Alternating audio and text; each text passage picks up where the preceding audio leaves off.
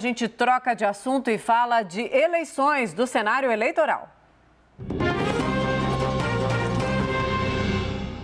Com entrevista importante para você, vamos conversar com o deputado federal Aécio Neves. Deputado, boa noite, bem-vindo de volta. Tá me ouvindo bem, Mona Lisa falando? Boa noite, Mona Lisa, ouvindo muito bem, um prazer enorme voltar a participar com você do jornal. Prazer é todo nosso, muito obrigada por aceitar o nosso convite, por estar aqui sempre de coração aberto, né? Mente aberta para a nossa conversa papo reto. Deputado, já que a nossa conversa é assim, o senhor volta, então, sem firulas. Vou direto ao assunto.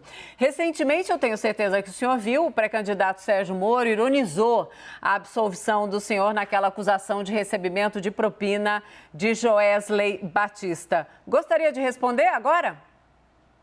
Eu acho que sequer merece uma resposta. O que eu estranho é o desrespeito do juiz Sérgio Moro a um colega de profissão, ex-colega, né? Porque depois de 5 anos, Mona Lisa, em que as investigações ocorreram de forma absolutamente profunda, com inúmeros depoimentos, audiências, a Justiça chegou à conclusão que eu fui, na verdade, vítima de uma grande armação. O Sérgio Moro hoje entra no campo político e é preciso que entre com alguma cautela, porque senão dá a impressão de que as decisões corretas são aquelas que lhe agradam e as incorretas aquelas que eventualmente não lhe agradam. Mona Lisa, eu estou muito feliz de a Justiça Federal de São Paulo ter, depois de 5 anos, lamento que tenham demorado 5 anos, atestado que eu não cometi qualquer irregularidade. Eu achei que isso chegaria um dia, não esperei que demorasse tanto. Mas só para a gente fechar esse assunto, então, o Sérgio Moro, de uma pessoa próxima, pode dizer até amigo do senhor, ele virou inimigo? É isso? Essa declaração Não. o coloca num outro lado? Não, eu nunca fui amigo do juiz Sérgio Moro. Eu acho até que a sua entrada na política é absolutamente legítima, mas a gente, quando está com muita pressão de ter que criar fatos políticos, acaba incorrendo em alguns equívocos, não é? Espero que ele não seja mais um político populista que fale aquilo que dá alguns likes aí nas suas redes sociais. Acho que o Brasil tem até alguma expectativa de entender o que o ex-juiz Sérgio Moro pensa em relação à questão da saúde pública, em relação à questão tributária, as nossas relações internacionais, a economia do Brasil. Eu ainda não conheço. Vamos aguardar que ele possa ser uma novidade na política e não uma candidatura já envelhecida. Eu realmente torço para que ele possa apresentar algo novo ao Brasil que precisa tanto, Mona Lisa. Mas o senhor votaria nele num quadro assim de extrema necessidade ou não? Eu não conheço as propostas de Sérgio Moro, ele vai ter oportunidade na campanha né, de externá-las. Eu, na verdade, tenho um candidato que eu acho que é aquele que vai unificar a terceira via. Hoje, Mona Lisa, não adianta, nós temos uma terceira, uma quarta, uma quinta, uma sexta via, e tudo isso contribui para quê? Para o fortalecimento da polarização que hoje está colocada. O nosso esforço, e essa semana foi uma semana de intensas conversas, é para que o governador do Rio Grande do Sul, Eduardo Leite, permaneça no PSDB, se coloque em condições de disputar o apoio, não apenas do nosso partido, mas de outras forças de centro, porque eu acredito, Mona Lisa, nas coisas naturais na política, né? E eu acredito que, com alguma naturalidade, ele pode ser o ponto de convergência entre várias outras forças do centro democrático em busca de um projeto novo para o Brasil. Ele precisa conversar com alguém que tenha baixa rejeição e, obviamente, uma história política para apresentar, e ele tem uma muito exitosa no governo do Rio Grande do Sul. Vamos nos aprofundar mais sobre essa questão, mas, claro, colocando os nossos analistas. Caio Junqueira, chega no papo, Caio. Deputado, boa noite. Eduardo Leite sai ou fica no PSDB? Se sair do PSDB, meu amigo Eduardo Leite estará cometendo um grande equívoco. Né? As pessoas acham que tem que ver as oportunidades que surgem à frente, sempre com muita vontade de correr riscos, vontade de superar dificuldades, mas sem incorrer em equívocos, sem tergiversar. O Eduardo está há 20 anos no PSDB. Ele disputou, sim, eu vou logo ao ponto, papo reto, Mona Lisa. Gosto disso. As prévias do PSDB, né? Não vou aqui entrar no mérito de como elas foram ganhas, mas João Dória ganhou as prévias. Ganhou sim. mas são 4 meses que se passaram e ele não apresenta qualquer viabilidade eleitoral. Isso, Mona Lisa, não é demérito para ninguém. Simplesmente o fato, e hoje novas pesquisas aí estão sendo divulgadas, ele apresenta indicadores de 2% de intenção de votos e a maior das rejeições entre todos os candidatos. Então, é hora de termos responsabilidade. E o PSDB, se não mantiver Eduardo Leite nos seus quadros e dar a ele as condições de ter seu nome avaliado, veja bem, não acho que já para ser indicado o candidato, mas avaliado por essas forças de centro, aí sim nós estaríamos cometendo uma irresponsabilidade. E vou ser mais direto. Caberá ao presidente Bruno Araújo, presidente do PSDB, responsável pela realização das prévias no ano passado, a meu ver, extemporâneas. Eu sempre defendi que as prévias ocorressem agora em março, já com o quadro eleitoral um pouco mais claro. Cabe a ele dar o conforto necessário para que o PSDB, além do nome de João Dória, tenha também o nome de Eduardo Leite a ser submetido a esse conjunto de forças políticas. Eu acho que aí sim nós poderemos ter uma terceira via consolidada, quem sabe, inclusive, lá na frente, com o apoio do juiz Sérgio Moro. Opa! Deputado. Diga, Caio. Desculpa, Mona. Imagina, vai lá, a emenda é necessária. Você acha que o Kassab, que está fazendo a oferta ao Eduardo Leite, não vai entregar a candidatura prometida à presidência ao Eduardo Leite? Não há uma garantia para ele? Esse é o risco que você se refere? Também, eu acho até que o Kassab, que é meu amigo, ele age de boa fé e ele é do jogo político. Interessa a ele, claro, né, que seu partido tenha uma candidatura à presidência da República. Mas é claro que as principais lideranças do PSD, né, algumas delas possíveis candidatas a governo de estados, como em Minas, na Bahia, no Amazonas, já se manifestaram em apoio ao candidato Lula. Boa parte da bancada federal, e eu convivo com muitos deles, né, apoiarão a candidatura de Bolsonaro. Né? Acho que é um risco. E no PSDB é muito mais natural que ele seja o candidato não de um partido, mas de um conjunto de forças. Ontem mesmo ele teve a oportunidade aqui em Brasília de conversar com o presidente Roberto Freire do Cidadania, que agora está federado com o PSDB, teve a oportunidade de conversar um pouco com Baleia Rossi, que é o presidente do MDB, com a CM Neto, no sentido de ele compreender que dentro do PSDB a sua candidatura terá maior facilidade para buscar o apoio dessas forças. Eu continuo acreditando, né? A vida é acreditar que Eduardo Leite ficará no PSDB e será candidato à presidência da República, construindo uma verdadeira e única terceira via. Colocar a Carolina Brígido também, a nossa analista, no papo. Carol, boa noite, bem-vinda. Chega na conversa também. Boa noite, Mona Lisa. Boa noite, Caio. Boa noite, deputado. Prazer falar com o senhor. Queria pedir permissão para voltar um pouco à questão da JBS. Nesse caso, o senhor foi absolvido na Justiça Federal em São Paulo, mas, de acordo com o processo, uma pessoa alocou R$ 2 milhões em dinheiro em espécie, em mochilas, e levou, o dinheiro teria sido um empréstimo para o senhor, como a defesa alegou no processo, mas esse dinheiro não foi depositado na conta do senhor. Eu queria saber do senhor se existe algum problema na visão do senhor de um homem público receber dinheiro dessa forma. E outra questão, já que o senhor precisava de um dinheiro emprestado, por que não recorreu a um banco e recorreu a um empresário?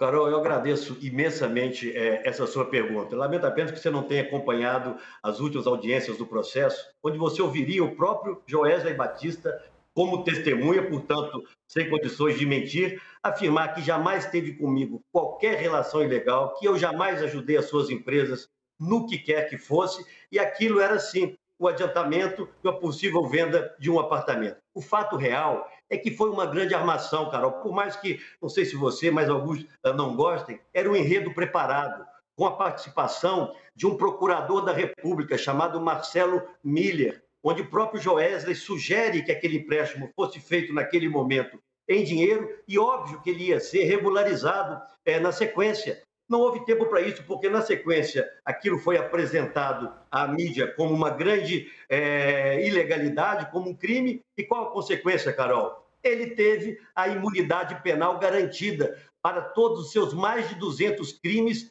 que ele já havia confessado. Era um enredo preparado, como foi com o presidente Temer, uma gravação pessoal, ele sugere que fosse feito daquela forma, nós, na sequência, iríamos regularizar isso.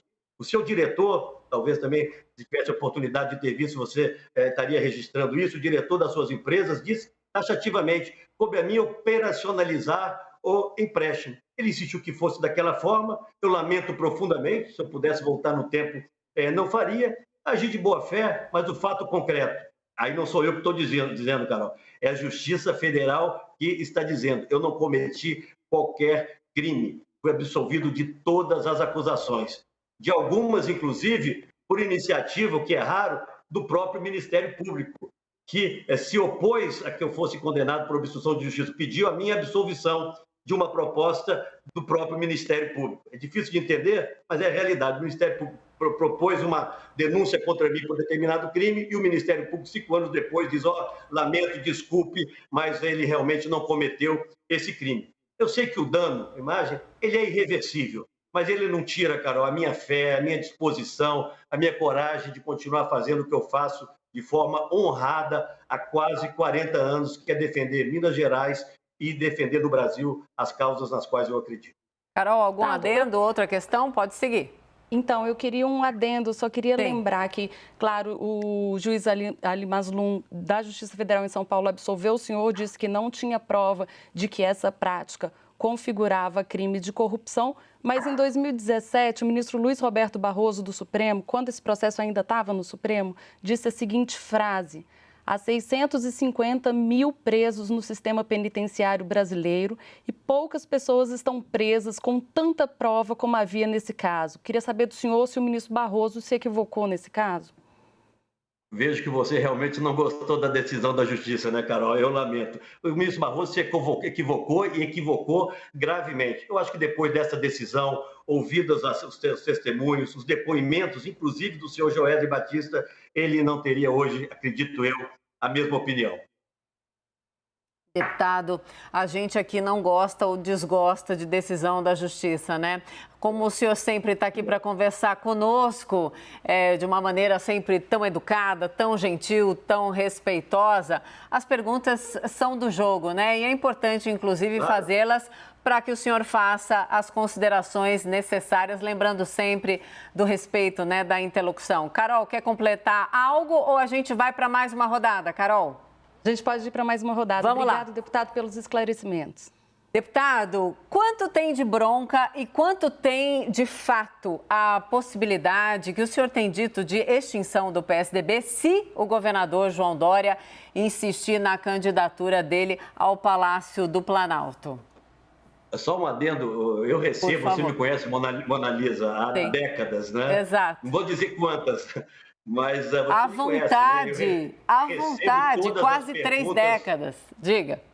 Recebo todas as perguntas, agradáveis ou não, de forma extremamente aberta, democrática. Me permita apenas, né, numa questão tão pessoal, né, que tanto dano me trouxe, tanta angústia me trouxe, né, ser um pouco enfático, porque foram 5 anos para que a justiça, e não eu ou meu partido, tomasse uma decisão. E eu vejo que a ênfase na decisão da justiça que é favorável não é a mesma quando a decisão é desfavorável. Fica só esse registro, mas voltando à sua pergunta, e mais uma vez, papo reto, o dano já está ocorrendo.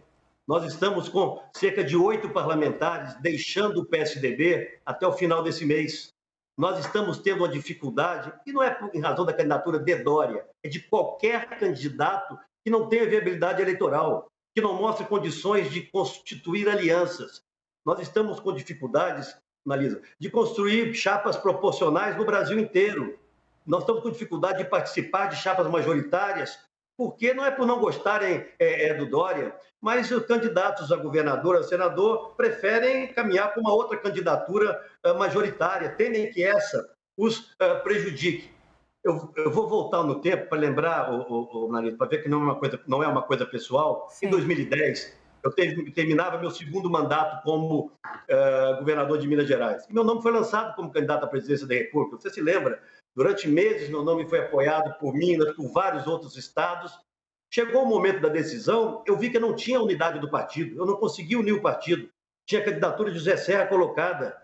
Eu renunciei à minha candidatura, à minha pré-candidatura, apoiei José Serra, né, me candidatei ao Senado, me elegi senador e 4 anos depois o partido veio todo unido me apoiar. Não é demérito, por exemplo, o João Dória ser candidato ao Senado, ajudando o seu vice-governador Rodrigo Garcia na sua caminhada, que nós todos esperamos exitosa, ao governo do Estado.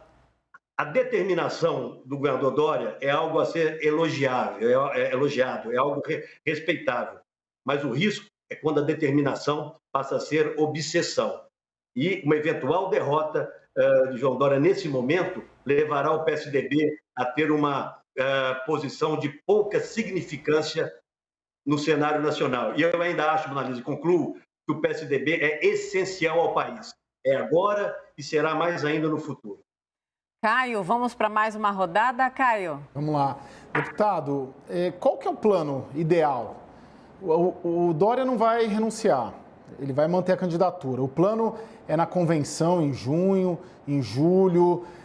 Qual que é a solução? É levar essa maioria que o senhor acredita que tenha internamente dentro do PSDB contrária à candidatura de João Dória e fazer o quê com ela? Como derrubar a candidatura Dória? Olha, eu acho que o termo não seria esse, Caio, me permita, não é derrubar. Olha, o João Dória disputou as prévias, venceu as prévias e nós reconhecemos isso, repito, mesmo que extemporânea e mesmo com o uso avassalador da máquina do governo paulista. Mas venceu, Eduardo participou, né, e de alguma forma legitima o resultado das prévias. Mas as prévias indicam um pré-candidato. E esse pré-candidato precisa se mostrar viável, porque não é só a sua candidatura de forma isolada que está em jogo, é a construção de um partido político que é impactado positivamente ou negativamente, dependendo do desempenho dessa candidatura. Ele sair do governo de São Paulo, como está anunciado, para tentar viabilizar sua candidatura é legítimo, nós reconhecemos esse direito. O que nós queremos é que Eduardo Leite possa fazer o mesmo, possa deixar o governo do Rio Grande do Sul, se colocar em condições, repito, agora não só de ser avaliado pelo PSDB, mas pelo conjunto de forças que hoje buscam um candidato, e aquele que tiver maior viabilidade é aquele que vai ser aprovado na convenção do partido. Porque o que indica um candidato, o que permite que alguém dispute o voto, dispute as eleições, é ser aprovado pela convenção do partido. E todas elas, de todos os partidos, acontecem no mesmo período, no mês de julho. Portanto, nós não podemos abdicar, nós não podemos abrir mão de ter um nome como Eduardo, permitir que ele vá para outro partido no momento em que ele pode ser, no PSDB, a grande novidade da verdadeira terceira via. Carol, volta na conversa, Carol. Deputado, em 2014, depois da vitória da ex-presidente Dilma Rousseff nas urnas, o partido do senhor, o PSDB, questionou no TSE a credibilidade do sistema eleitoral brasileiro e, de certa forma, isso impulsionou várias críticas, vários ataques que até hoje ecoam no país em relação à credibilidade das urnas eletrônicas. Queria saber do senhor se o senhor se arrepende de ter questionado isso e se o senhor considera o sistema eleitoral brasileiro confiável ou não. Carol, vamos aqui aos fatos, né? Eu agradeço realmente mais uma oportunidade de colocar o que efetivamente ocorreu. Eu ouço dizer, não, o Aécio não aceitou o resultado das eleições, contestou o resultado das eleições. Na noite do domingo, e vocês se lembrarão, aqueles que nos ouvem se lembrarão disso, onde foi anunciado o resultado das eleições que deu a vitória à presidente Dilma, eu, às 8h30 da noite, antes das 9h, liguei ao Palácio da Alvorada e cumprimentei a presidente pela vitória. Essa é uma liturgia que as democracias do mundo inteiro seguem.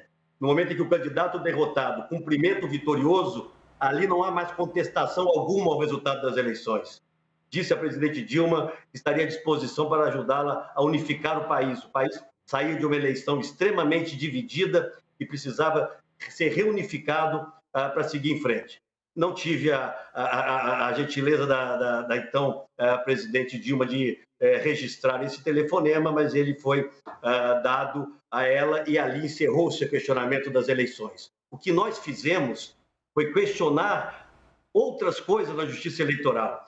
Nós entramos com uma ação contra o uso disseminado de zaps ilegais por robôs, disseminados no país inteiro, que dizia que o Aécio ia acabar com o Bolsa Família, Aécio ia acabar com Minha Casa Minha Vida, ia acabar com o 13º salário. acusações infames foram feitas, espalhadas por esses robôs. Entramos com ações contra o Correio, dirigido por um petista, que acabou sabotando toda a propaganda do PSDB. A Polícia Federal investigou e encontrou propaganda nossa nos lixões espalhados do Brasil inteiro, sem que chegasse ao seu destinatário. Questionamos a utilização da Caixa Econômica Federal e do Banco do Brasil para fins políticos. E isso se viu, inclusive, depois do afastamento da presidente. E pedimos uma auditoria nas urnas, na busca de dar credibilidade às urnas. Eu não questionei o resultado da votação. Eu defendo as urnas eletrônicas desde que eu era líder do PSDB, na década de 90, aqui no Congresso Nacional. Acho que ela deve ser aprimorada. E acho que, lamentavelmente, essa discussão foi interditada, em parte pela posição do presidente Bolsonaro, mas também pela forma com que algumas autoridades políticas e judiciais encararam o tema. Eu acho que as urnas eletrônicas são centrais, necessárias para o país, mas eu acho que elas podem evoluir. E você tentar ter acoplada a ela a possibilidade de que, por uma amostragem que seja, a sua credibilidade possa ser reiterada e garantida, não é desserviço nenhum ao país. Mas nesse momento, infelizmente, essa discussão acabou interditada. Espero que ela tenha um ambiente melhor para voltar no futuro. Deputado Aécio Neves, muito obrigada por voltar aqui para conversar com a gente. Muitas vezes as perguntas incomodam, mas eu disse na última nossa conversa, né? Essa é a nossa joia da coroa, né? A nossa coroa é a democracia, todos os assuntos são bem-vindos, se eles forem assim, né? Numa conversa direta, respeitosa e ao vivo, sem edição, isso é maravilhoso. Muito obrigada e até uma próxima. Pode sempre comigo aqui, Mona Lisa, para quaisquer temas, mas eu realmente fiquei feliz com a minha absolvição. Um grande abraço. Muito obrigada ao senhor, muito obrigada, Carol e Caio, que participaram comigo da entrevista também.